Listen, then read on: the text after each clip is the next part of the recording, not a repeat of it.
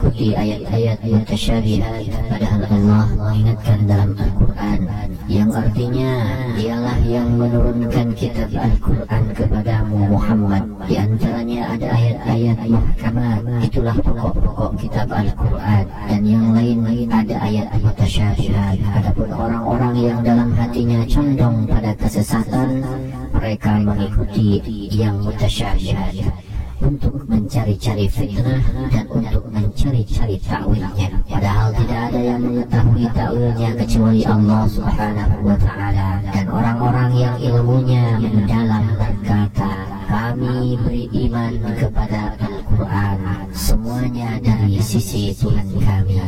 Tidak ada yang dapat mengambil pelajaran kecuali orang-orang yang berakal.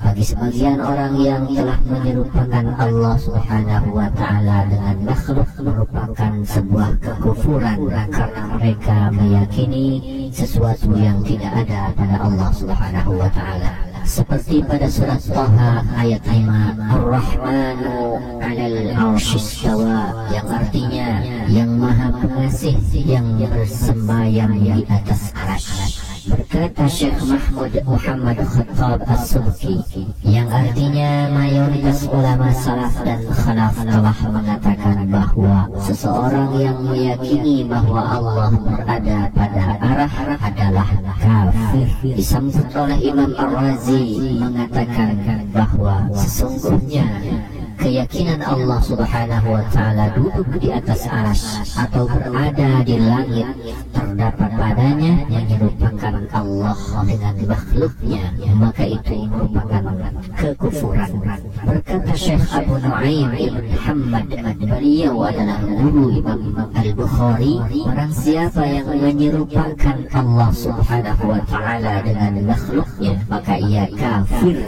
Dan ijma' umat Islam menegaskan akan hal tersebut. Demikianlah kata Imam As-Subki. Imam Taqiyuddin Al-Husni Asy-Syafi'i Ad-Dimashqi dalam kitab Daf'u Syabbaha wa Tamarrud berkata, setelah mensucikan Allah Subhanahu wa ta'ala dari tempat dan sifat makhluk, karena sifat makhluk termasuk sifat baru, dan semua yang bersifat baru itu adalah makhluk. Lalu Allah Subhanahu wa ta'ala suci, ia dari segala sifat baru. Menetapkan sifat baru bagi Allah Subhanahu wa ta'ala adalah kekufuran yang pasti menurut kebanyakan orang ahlu sunnati wal jamaah. Disambut oleh perkataan Syekh Al-Kamal Ibnul Humam Al-Hanafi, yang beliau mengatakan, barang siapa yang mengatakan bahwa Allah Subhanahu wa ta'ala itu jisim atau benda yang tidak seperti jisim, maka ia telah kafir.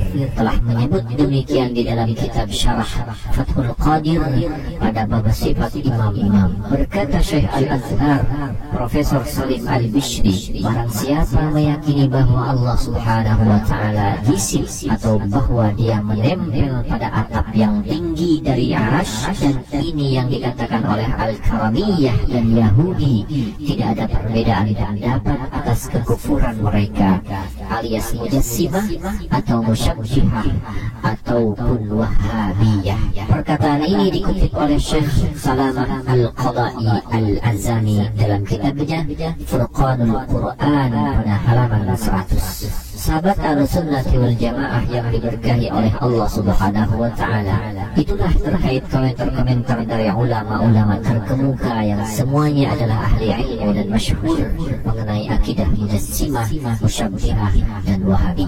Bukan bermaksud untuk mengadu domba, tapi justru ini menyelamatkan umat manusia dari adu domba para Musyabbihah, para Mujassimah dan juga Wahabi. Kita tidak boleh menutup mata dan hati terhadap kesesatan mereka dan kebejatan mereka dalam menyebarkan fitnah untuk menghalalkan darah umat muslim sedunia. Coba kita lihat terjadi perang di mana-mana disebabkan Mujassimah dan Wahabi radikal. Sebagai contoh, perang Suriah berawal dari fitnah kepada pemerintah.